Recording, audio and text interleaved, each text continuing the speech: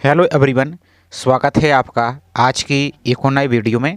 आज के वीडियो में हम देखने वाले हैं मध्य प्रदेश कर्मचारी चयन मंडल भोपाल के द्वारा आपकी जो पुलिस मुख्यालय के तहत आपका सहायक आपका उप निरीक्षक एएसआई कंप्यूटर और आपका हेड कांस्टेबल के जो ऑनलाइन फॉर्म आपकी ऑनगोइंग है, जिसकी लास्ट डेट आपकी 19 फरवरी यहाँ पर 2026 रखी गई है। तो आपके लिए ऑनलाइन फॉर्म फिल करने में कुछ ही दिन आपको शेष यहाँ पर रह गए हैं। तो आज के वीडियो में इसकी ऑनलाइन फॉर्म को कैसे फिलअप करना है, पूरी प्रोसेस यहाँ पर हम देखने वाले हैं। साथ ही ऑनलाइन फॉर्म फिल करने के टाइम आपको डॉक्यूमेंट अपलोड करने में भी समस्या आ रही है, तो उनको कैसे रिसर्च करना है और कैसे अपलोड करना है, तो इसकी प्रोसेस भी देखेंगे। और आपको कैसे अपनी पोस्ट प्रेफरेंस फिल करनी है और कैसे आपको फीस अपनी पेमेंट करनी है, तो सभी जानकारी इसी वीडियो में देखने वाले हैं।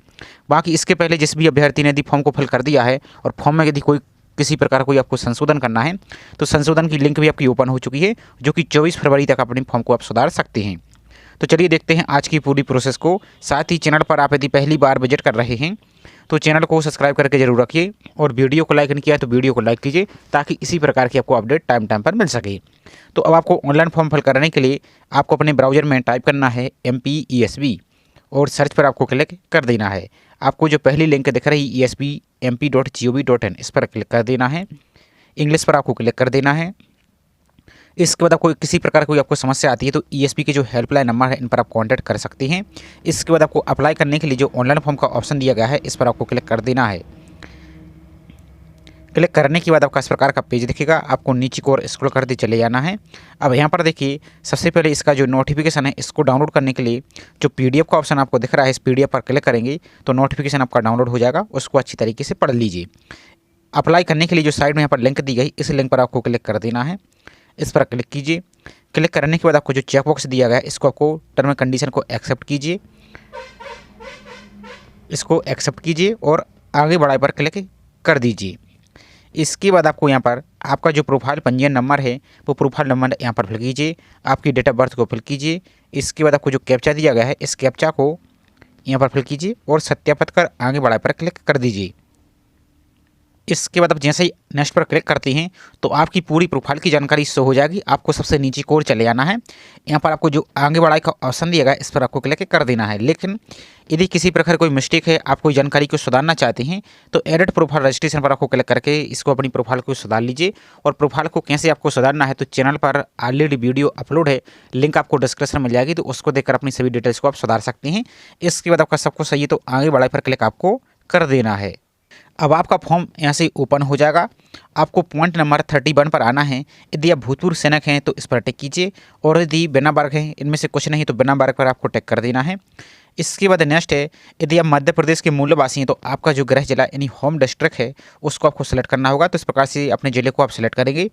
इसके बाद नेक्स्ट है कि आप शासकीय निगम मंडल या स्वशासी संस्था के कर्मचारी हैं तो वहाँ पर टिक कीजिए, और नहीं है तो नहीं पर टिक कीजिए। इसके बाद नेक्स्ट है कि आप विक्रम पुरस्कार से संबंधित खिलाड़ी हैं। यदि आप हैं तो वहाँ पर टिक कीजिए, नहीं तो इस प्रकार से नहीं पर ही टिक कर देना है। इसके बाद नेक्स्ट है कि आप मध्य प्रदेश शासन के अधीन छटनी शुदा कर्मचारी हैं। यदि रही हैं तो वहाँ पर टिक कीजिए, नहीं तो आपको नहीं पर ही टिक करना है। इसके बाद नेक्स्ट है कि आप आदिम जाति, अनुसूचित जनजाति एवं पिछड़ा वर्ग कल्याण विभाग की अंतर्जातीय विवाह योजना से पुरस्कृत हैं। यदि आप इंटरकास्ट मैरिज के तहत पुरस्कृत हैं तो वहाँ पर टिक करेंगे, यदि नहीं है तो नहीं पर टिक करेंगे। और यदि अपने प्रोफाइल में पहले से ही अविवाहित यानी अनमेरिड पर टिक किया है तो आपके ऑप्शन ऑटोमेटिक क्लोज यहाँ से रहेगा। इसके बाद नेक्स्ट है कि आप शासकीय सेवा में नियुक्ति के लिए नीचे दिए गए विभिन्न वर्गों में सम्मिलित हैं एवं नियम पुस्तिका के अनुसार इस वर्ग के लिए विशेष लाभ बोनस अंक आप लेना चाहते हैं, तो इनमें से आपको देख लेना है। जैसे अब यहाँ पर राष्ट्रीय आपका जो NCC सर्टिफिकेट है तो इसको टिक करेंगे। यदि बर्मा सीलोन से आयु भारतीय नागरिक है, यदि इनमें से कुछ यहाँ पर है तो यहाँ पर हाँ पर टिक कीजिए, और नहीं है तो इस प्रकार से नहीं पर ही आपको टिक कर देना है। इसके बाद नेक्स्ट आपका पोस्ट का नाम, तो आपको 2 पेपर कोड आपको दिख रहे हैं, तो दोनों के लिए एलिजिबल है तो दोनों के लिए अप्लाई कर सकते हैं। लेकिन एक बात ध्यान दीजिए, आपको फीस अलग अलग पे करना होगा। आपको फी कितनी लगेगी, तो आगे जब हम फॉर्म सबमिट करेंगे तो आपको लाइव प्रूफ दिखाएंगे किस प्रकार से आपको कितनी फीस यहाँ पर लग रही है। तो यहाँ पर देखिए, जैसे आपका ये सहायक उप निरीक्षक है ESI, इसमें आपके पास किसी भी विश्वविद्यालय से यहाँ पर कंप्यूटर या इंफॉर्मेशन टेक्नोलॉजी में स्नातक होना चाहिए या स्नातकोत्तर होना चाहिए, या फिर राजीव गांधी प्रौद्योगिकी विश्वविद्यालय द्वारा मान्यता प्राप्त पॉलिटेक्निक से कंप्यूटर या इंफॉर्मेशन टेक्नोलॉजी विषय में 3 वर्ष आपके पास डिप्लोमा हो, या इन्हीं विषय में उच्च शिक्षा आपके पास ग्रेजुएशन हो, तो इनको अप्लाई यहाँ से कर सकते हैं। इसी प्रकार से आपका जो पेपर कोड B है, आपका जो हेड कांस्टेबल है कंप्यूटर का, तो इसमें किसी मान्यता प्राप्त मंडल से 10+2 इन 12th पास होना चाहिए, किसमें, फिजिक्स में, केमिस्ट्री में और मैथ्स में, यानी पीसीएम में आपके पास 12th पास होना चाहिए। और विश्वविद्यालय अनुदान आयोग से मान्यता प्राप्त विश्वविद्यालय से संबंधित एफिलिएट संस्था से कंप्यूटर डिप्लोमा या सूचना प्रौद्योगिकी में 1 वर्षीय कंप्यूटर डिप्लोमा हो, या फिर उच्च शिक्षा या राजीव गांधी प्रौद्योगिकी विश्वविद्यालय द्वारा मान्यता प्राप्त पॉलिटेक्निक से कंप्यूटर या इंफॉर्मेशन टेक्नोलॉजी में 3 वर्षीय डिप्लोमा भी है, तो भी इसमें आप अप्लाई यहाँ से कर सकते हैं। तो इसको आपको अच्छी तरीके से चेक कर लेना है। तो जैसे हम यहाँ पर सिर्फ पेपर कोड बी के लिए ही अप्लाई करना चाहते हैं, तो इस प्रकार से पेपर कोड बी को टिक करेंगे तो आपका पेज यहाँ से लोड हो जाएगा। यदि आप दोनों पोस्ट के लिए एलिजिबल है तो दोनों पोस्ट को अप्लाई कर सकते हैं, लेकिन फिर फीस आपको डबल लगेगी, इस बात का आपको ध्यान रखना है। तो इसको टिक करने के बाद आपको जो क्लिक हियर टू प्रोसीड का ऑप्शन दिया गया है, इस पर आपको क्लिक यहाँ से कर देना। इस पर आप क्लिक कीजिए इस प्रकार से। तो जैसे आप इसको टिक कर देते तो आपका पेपर कोड यहाँ पर देखने को मिल जाएगा। अब आपको यहाँ पर 12th की कुछ जानकारी फिल करनी होगी। तो यहाँ पर देखिए आपका सेक्शन योग्यता आपका 12th रहेगा, 12वीं रहेगा। इसके बाद आपका जो 12वीं का जो रोल नंबर है वो रोल नंबर यहाँ पर आप फिल करेंगे। आपका जो भी इस प्रकार से रोल नंबर है, जैसे हम एक सैंपल के लिए आपको दिखा देते हैं, तो जो भी आपका 12th का रोल नंबर है इस प्रकार से इसको फिल करेंगे।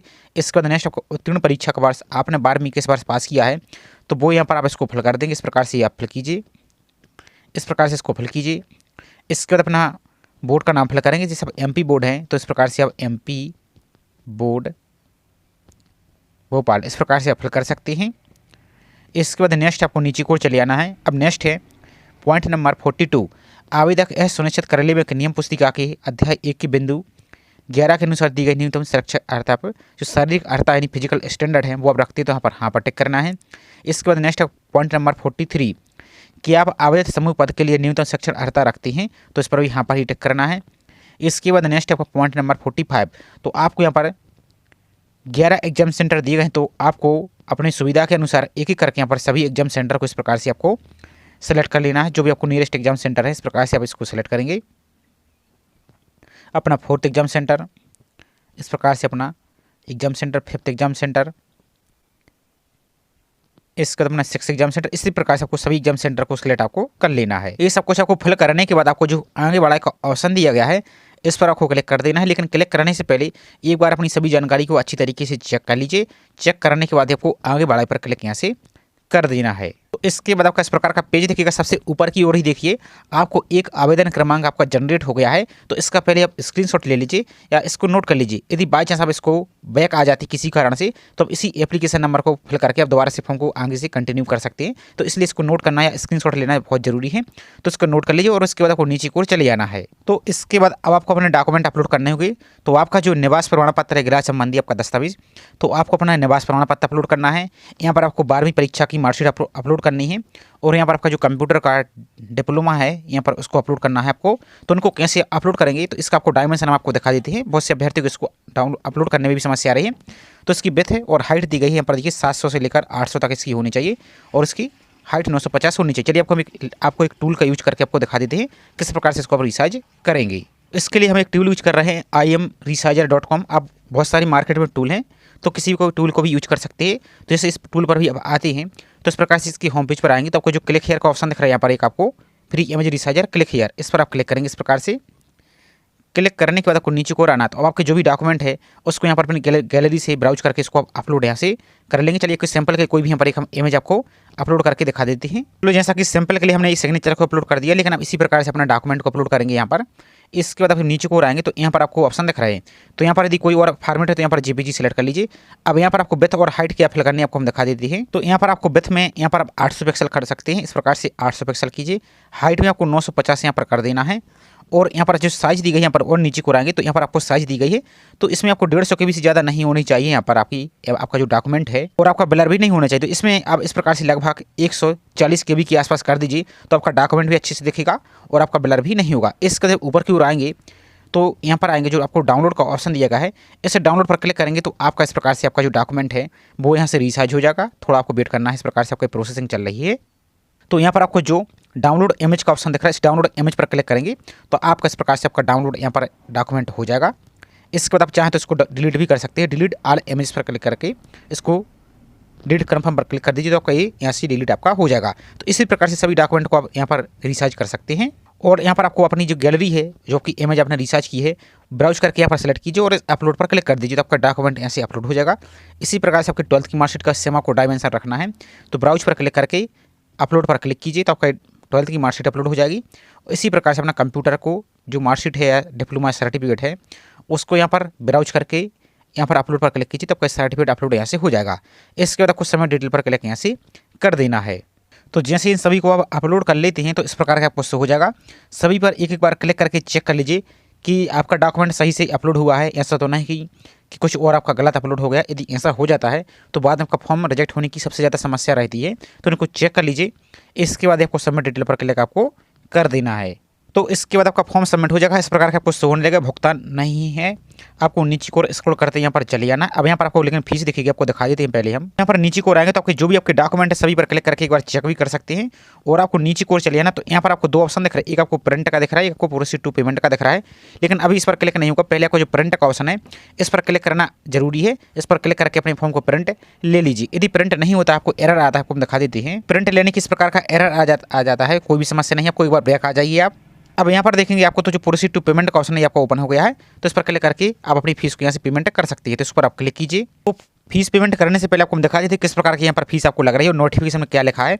तो यहाँ पर देखिए जैसे हम रिजर्व कैटेगरी से अप्लाई करके आपको दिखा रहे हैं और सिर्फ हमने एक ही पोस्ट के लिए अप्लाई किया, जो कि आपने जैसा कि आपको दिखाया पेपर कोड बी के लिए ही। तो यहाँ पर देखिए इन्होंने क्या बोला है कि कर्मचारी चयन मंडल परीक्षा शुल्क 500 रुपये और आपकी विभागीय परीक्षा शुल्क आपकी ये 100 रुपये, 100 रुपये आपके ये हुए। और आपके इसी में 500 रुपये ये आपके ये हो गए, 100 रुपये आपके ये हो गए, तो आपके 600 हो गए। प्लस इसी में आपके 60 रुपये और लग रहे हैं आपको, तो 660 रुपये आपको यहाँ पर फीस इन्होंने बोला है। लेकिन जब नोटिफिकेशन में आप देखेंगे रूल बुक में, तो नोटिफिकेशन में आप देखिए इन्होंने क्लियर बोला है कि जो अनारक्षित यानी यूआर के अभ्यर्थी उनके लिए तो 500 रुपये लगेगी, लेकिन जो रिजर्व कैटेगरी के अभ्यर्थी हैं उनके लिए फीस कितनी लगनी है। तो यहाँ पर जब देखेंगे नोटिफिकेशन में तो 250 रुपये आपको ये लगने थी, 250 रुपये आपकी ये लगने थी। और जो रिजर्व कैटेगरी अभ्यर्थी उनके लिए ही जो विभागीय परीक्षा शुल्क है ये आपकी 100 रुपये यहाँ पर लगने थी। तो कितने हो चुके हैं 250 और प्लस 100 350 रुपये और प्लस आपके 60 रुपये आपको पोर्टल चार्ज आपको लगना था। इस प्रकार से आपको 60 रुपये ये, तो इस प्रकार से आपको फीस यहाँ पर लगनी थी। लेकिन पता नहीं ये एक्स्ट्रा यहाँ पर 500 रुपये ही लग रही है। तो अब इसके संबंध में तो आप चाहें तो ईएसपी से कॉन्टैक्ट कर सकते हैं और अपनी फीस को भी यहाँ पर आप पेमेंट कर सकते हैं। बाकी यहाँ पर आप देख सकते हैं इन्होंने नोटिफिकेशन में ऐसा कुछ भी क्लियर नहीं किया था। आपको 410 रुपये के आसपास आपको यहाँ पर फीस लगनी थी, लेकिन जो कि आप देखेंगे 660 रुपये आपको एक पोस्ट की लग रही है। लेकिन इसी प्रकार से पेपर कोड एक भी अप्लाई करेंगे तो इसमें 600 रुपये और एक्स्ट्रा कर दिए, 60 तो आपको एक ही बार में लगेगा। तो इस प्रकार से आपको फीस यहाँ पर लगेगी। ये आपकी रिजर्व कैटेगरी की आपको हम बता रहे हैं, और जबकि जो अनारक्षित के हैं उनके लिए यहाँ पर इससे ज़्यादा ही आपको लगेगी। तो आप जब पेमेंट करेंगे तो इस प्रकार का ऑप्शन आपको दिखेगा। तो अब आपको पेमेंट करने के लिए इस प्रकार का इंटरफेस आ जाएगा। आप नेट बैंकिंग से, डेबिट कार्ड से, यूपीआई से पेमेंट करना है तो यूपीआई पर क्लिक करेंगे। आपको पेटीएम या आपको इस सेकंड ऑप्शन दिख रहा है पे इंडिया NDML, तो इस पर क्लिक करेंगे तो इसमें आप QR कोड जीपे फोनपे के माध्यम से पे कर सकते हैं। तो सेकंड वाले ऑप्शन पर आप क्लिक कर सकते हैं। इसके बाद आपको पेमेंट करने के लिए इस प्रकार के आपको ऑप्शन दिखेंगे यहाँ पर।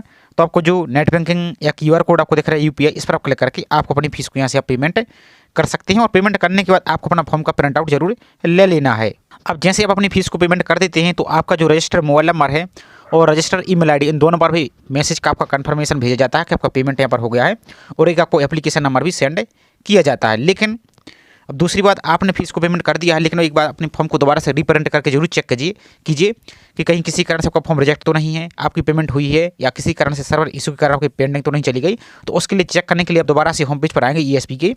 तो आपको जो एप्लीकेशन नंबर आपने नोट किया है वो एप्लीकेशन नंबर यहाँ पर फिल करेंगे, आपकी डेट ऑफ बर्थ को यहाँ पर फिल करेंगे, और आपका जो प्रोफाइल पासवर्ड है वो फिल करेंगे, और इस कैप्चा को फिल करके आगे बढ़ा पर क्लिक करेंगे। अब यदि आपके पास प्रोफाइल पासवर्ड नहीं है तो नीचे की ओर चले जाएंगे।